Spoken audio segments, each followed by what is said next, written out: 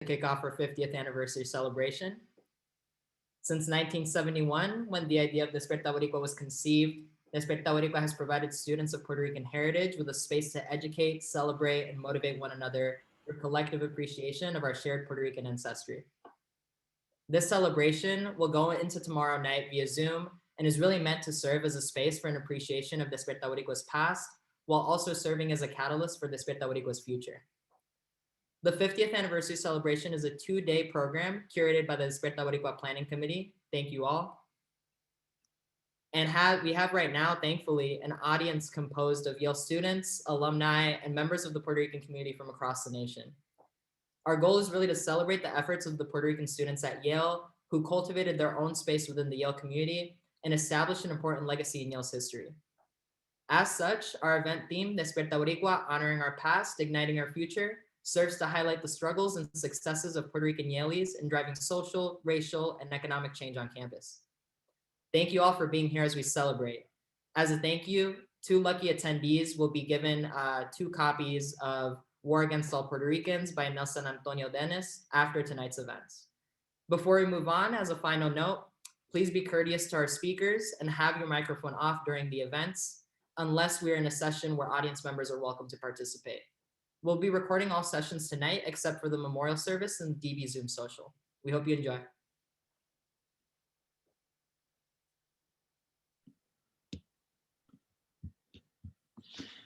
Despierta Boricua's history is one of emotion, trauma, and celebration. However, most importantly, the life force of our organization has always been interlocked with the collective struggles of other groups working to dismantle white supremacy. It is in this context of community and solidarity that I would like to present a land acknowledgement. Our hope is that you will take this time to reflect on how you can support Indigenous communities. Despierta Boricua acknowledges that Indigenous peoples and nations, including Mohegan, Mashantucket Pequot, Eastern Pequot, Scaticook, Golden Hill Pogosset, Nahantic, and the Quinnipiac and other Algonquin-speaking peoples have stewarded through generations the lands and waterways of what is now the state of Connecticut. We honor and respect the enduring relationship that exists between these peoples and nations and this land. Without further ado, I would like to introduce our first keynote speaker, Honorable Eduardo Padro. Honorable Padro is a founder of Despierta Boricua and received his BA from Yale University in 1975.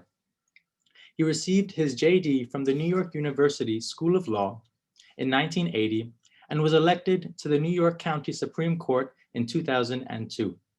In 2016, Honorable Padro retired from his work and the stars aligned so that we could have him here tonight to help kick off our event. I'll leave it to you. Buenas noches. It is truly an honor to be asked to kick off the 50th anniversary celebration of the founding of Despierta Boricua. The leadership of DB has asked that I share a more personal reflection rather than a detailed revisiting of DB's history. So consistent with that request, my presentation will have 3 parts. First, my story, second, my Yale experience, and finally, my legacy. I was born in 1953 and am part of the baby boom generation, the huge number of babies born after World War II, which at every stage of my life, we have been numerically the largest sector of the American population until recently, when we were eclipsed by the millennials. My parents migrated from Puerto Rico during World War I and met in New York City. I was born and raised in El Barrio, more widely known as East Harlem and by others as Spanish Harlem, the first major Puerto Rican community in the States. My mother had an 8th grade education and my father had a high school education. He actually was among the few in that generation that actually got to go to high school. Unfortunately, like many men in his generation, he had a drinking problem that impeded our social mobility. I grew up in the housing projects and attended the local public schools. And then in 1964, Harlem blew up and the private independent schools created scholarships for underprivileged and culturally deprived kids. what poor kids were called back then, and what you might refer to as inner city kids. The following year, upon graduating from 6th grade, thanks to my Jewish guidance counselor, who ultimately becomes my second mother, I received a scholarship to attend the Dalton School, an exclusive private school in Manhattan. During this period, my counselor guided me to a summer camp called Boys Harbor in East Hampton, another transformative institution during my adolescent years. So we were mostly poor kids from East Harlem, Central Harlem, parts of Jersey City, going to hang out and camp in the exclusive Hamptons. After Dalton, I came to Yale, and thereafter attended NYU Law School. During my campaign to become a judge, I often joked about how I was the poor boy with the rich boy's education. Upon graduation, I became an attorney with the Criminal Defense Division of the Legal Aid Society in the Bronx. Note, by this time, the South Bronx had more Puerto Ricans per square block than any place in the world, including San Juan. I then clerked with a judge who, like myself, was a New York Boricua. And at the age of 40, I was sworn in as a judge by New York City's first Black mayor, the late Honorable David N. Dinkins. I served 22 years on the bench, both in the Bronx and in Manhattan, and retired early at age 62, 5 years ago, due to a number of medical issues. So before I was on the Supreme Court in 2002, I got on the bench back in 1993. I married relatively late, became a parent as an old fart, and so rather than having grandchildren that are Gen Z, my children are Gen Z.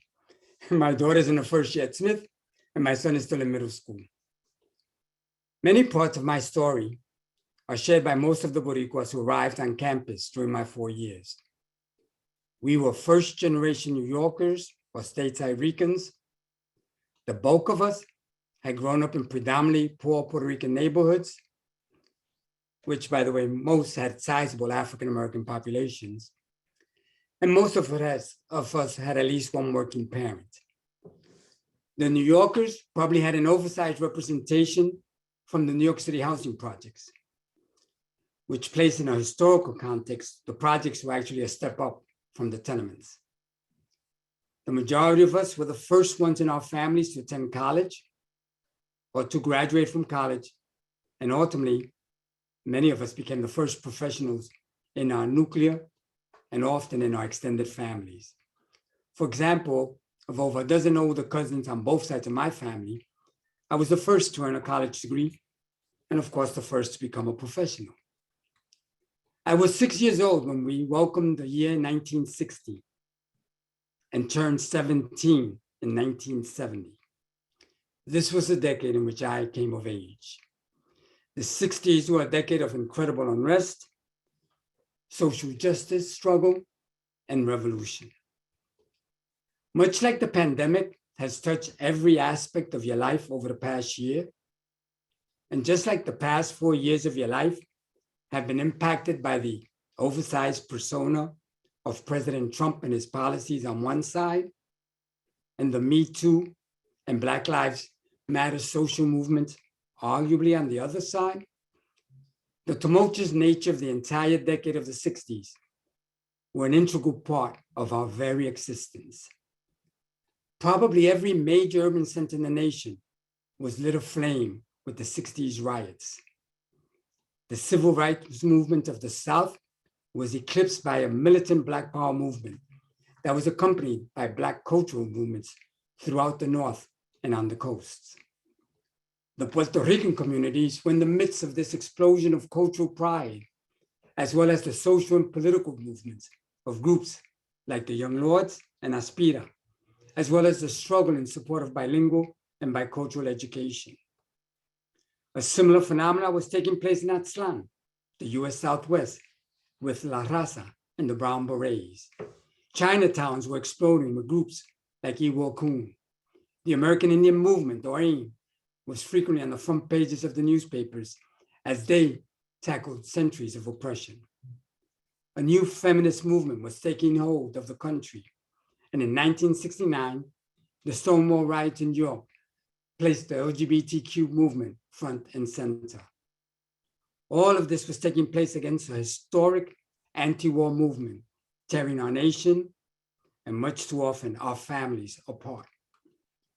As if all of this was not enough, on the cultural social front, we were witnessing the counterculture of the hippies, free sex and drugs in some communities, and the devastating impact of heroin in too many of our communities. And in 1968, all of our brains were indelibly marked by the assassinations of Dr. King and Bobby Kennedy. Imagine for a minute the killing of George Floyd amplified a couple of times. Meanwhile, on the international front, we witnessed a global explosion of liberation movements and revolutions against colonialism in Africa and Asia, and against neocolonialism in Latin America and the Caribbean. Our heroes were not only Puerto Ricans and Americans, but also international figures. The closest comparison might be to the Arab Spring, the horrendous photos of immigrants dying at sea or as they cross borders, and the resurgence of authoritarian rulers and dictators across the planet. A militant and resurgent Puerto Rican independence movement, though a minority viewpoint, placed Puerto Rico front and center on the international arena as the United Nations committed to reviewing on an annual basis Puerto Rico's colonial status. No matter what your personal politics, the tumultuous state of affairs were unavoidable.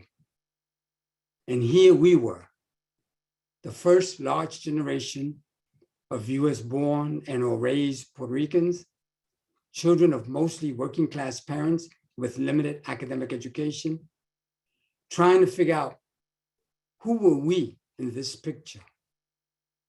A picture further complicated by a nation that perceived of itself as white or Black and nothing in between. It was against this backdrop of turmoil that I arrived on campus in the fall of 1971. Within the very first 2 weeks of being on campus, I am at an ice cream shop on Chapel near Old Campus when I run into Manuel del Valle, who many of you know and who's on Zoom with us today. Earlier that year, Manuel had given a group of us a tour of Princeton, and he was now a first-year Yale law student.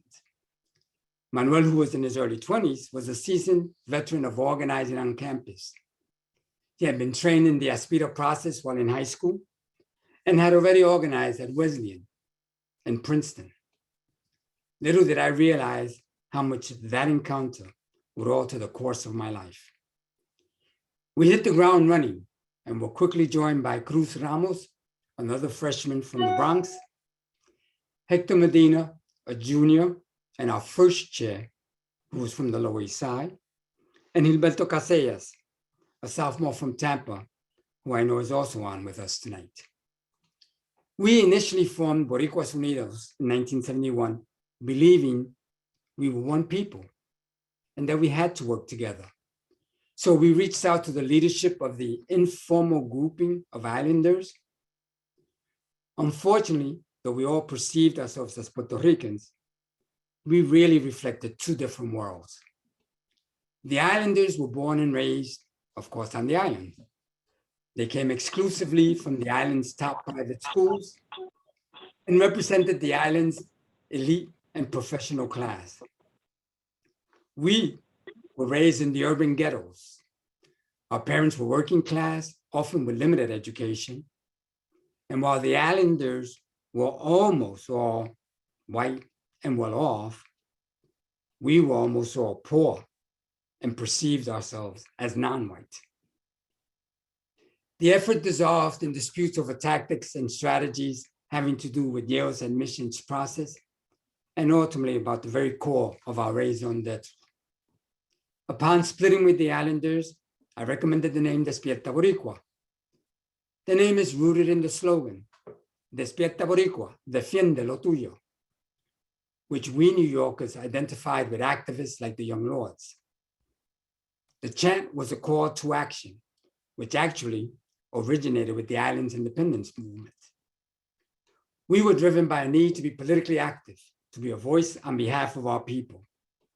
While our own success was important, we understood clearly that we were part of a much larger community that had struggled to create opportunities for us, and that we had a moral responsibility to give back. So not only did we organize on campus, but many of us also did a lot of work in the local Puerto Rican community. As a young, driven, and committed group, we achieved a remarkable amount of successes. Excuse me. By my senior year, we saw our numbers grow from 5 known stateside Boricuas to about 50. We had created the Puerto Rican Orientation Program, known as PROP, as a pilot program, which then expanded to include all students of color, and which was renamed the Pre-Registration Orientation Program, and which has now evolved into Cultural Connections. By the way, it was so cool to read this history on the Yale University website. Along with PROP came the Floating Counselors, another pilot program, which supplemented the freshman counseling program. Once again, the program expanded to include all students of color and eventually became known as the Ethnic Freshman Counselors. If I'm correct, this program has since been eliminated. Another accomplishment was that, if my memory serves me correct, we were the only group on campus to meet annually with Kingman Brewster, Yale's president. And though we conceived the idea of a Puerto Rican Cultural Center, we refer to it as La Casa Boricua, La Casa Cultural Julia de Burgos came to fruition after I left through the hard work of the leadership that followed. I should note that when we first organized, Manuel reached out to his contacts at other Ivies and Ivy-like colleges where Puerto Rican students had organized before us. And these students provided their materials, which we adapted to our needs at Yale. 4 to 5 years later, we were the only Puerto Rican group on any Ivy campus meeting annually with the president of the college and with a standalone Boricua Cultural Center on campus. It was a period of tremendous spirit and growth. We formed lifelong friendships that endure 5 decades later. Till this day, even when we don't see each other for years, I dare say that a deep love and appreciation survives across time and space. The bonds built between us were often stronger than those we had with our biological siblings. To speak of a Despierta Boricua family is not hype, for family truly describes so many of our relationships. And before I continue, I need to digress just for a minute and highlight that for me and many in my generation, our ties to the African-American students were an integral part of our Yale experience. Though I perceived myself as a Boricua and not as an African-American, during our freshman year, Cruz and I, Cruz was the other freshman, we sat at the Black table in Commons. We became members of BSAY. During our sophomore year, Cruz and I lived in the Black entryway of Branford, underneath the Harkness Tower, and ate our meals at the Black table in Branford through our junior year. And during the first 3 years at Yale, my roommate was Oswald, who was originally from St. Thomas and who had grown up with me in East Harlem. And Hector, the junior in our first chair, by the way, lived in the Black entryway in the Silliman Annex. Needless to say, neither the Islanders nor the Chicanos were very fond of our identifying with the Black students. As we gathered this weekend to celebrate the many achievements, I need to be honest and share that not everything was great and wonderful. This level of activity often came at a sacrifice to our grades. Some of us did not get into our dream professional or graduate schools because of the less than stellar academics. And by the way, as a side note, one of the Islanders that graduated with me was the valedictorian with a 4.0 GPA, a source of pride for us even if we weren't relating to each other.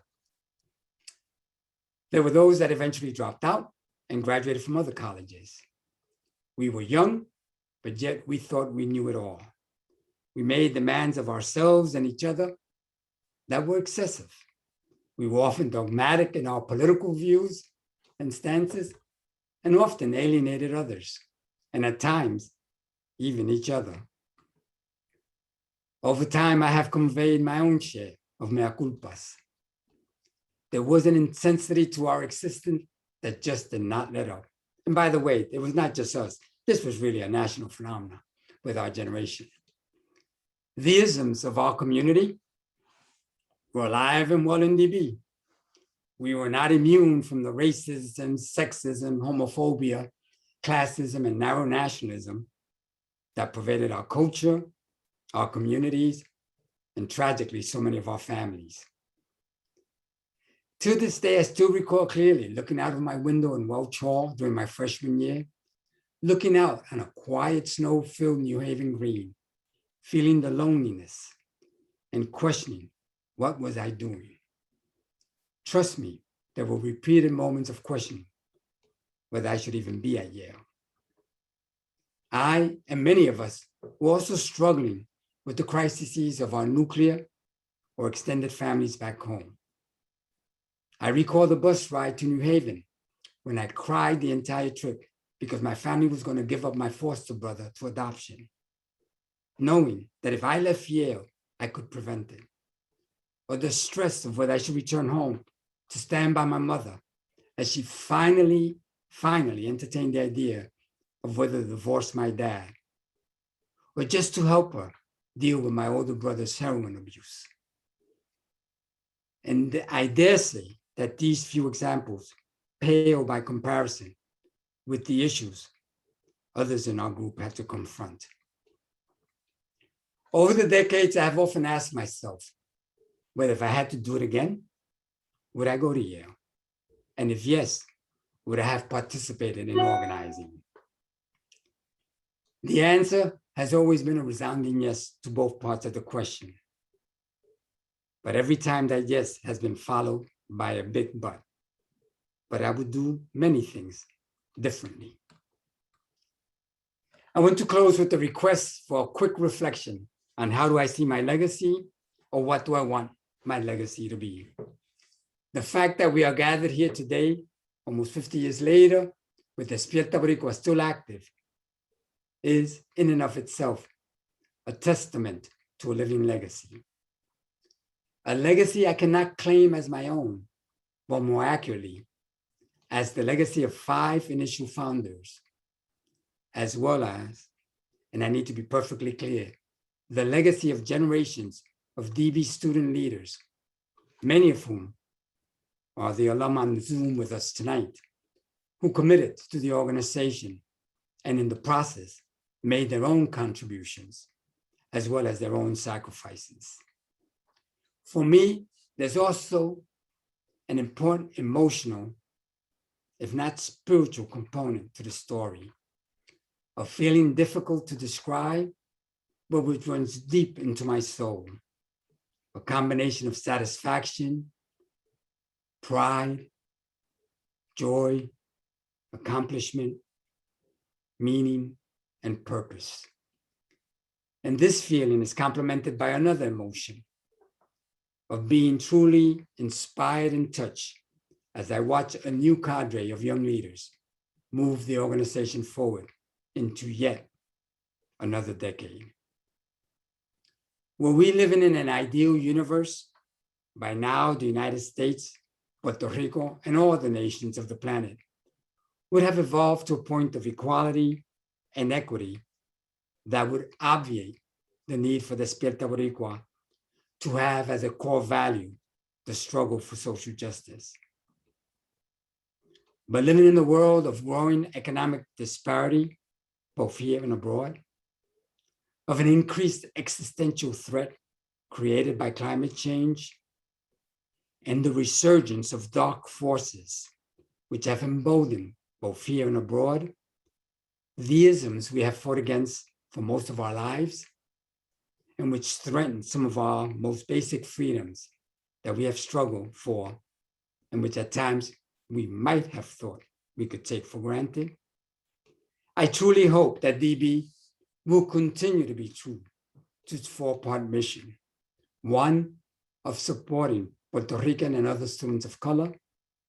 Two, of promoting cultural pride and promoting knowledge about Puerto Rico and Puerto Ricans. Three, continue to take up the social justice issues of today. And four, engaging in some way with the local Puerto Rican or larger communities of color or impoverished communities in New Haven. I wish to leave you with one final thought. When I was in college, I saw myself as a voice for my community, and to some extent, a voice for other communities of color and poor people. For the past quarter of a century, America has undergone dramatic changes in its demographics.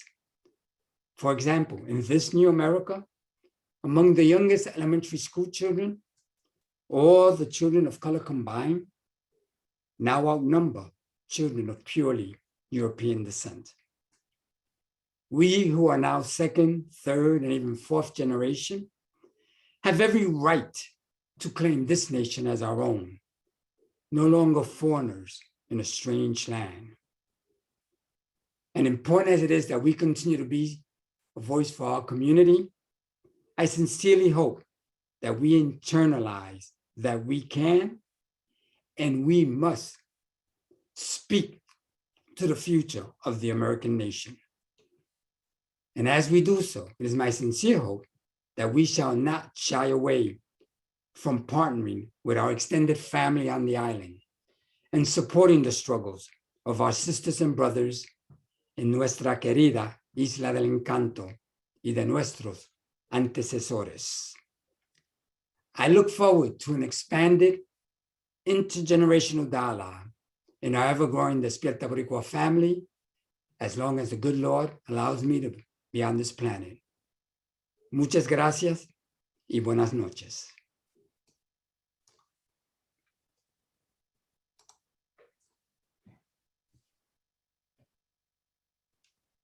Hola familia, thank you Honorable Padró for that moving and inspiring address. It truly speaks to the sense of community that exists within DB today, as is evidenced by seeing all of you joining us tonight as we kick off our 50th anniversary celebration. We will not be recording the following portion of our night as we move into the memorial service. If you're unable to join us for the memorial service,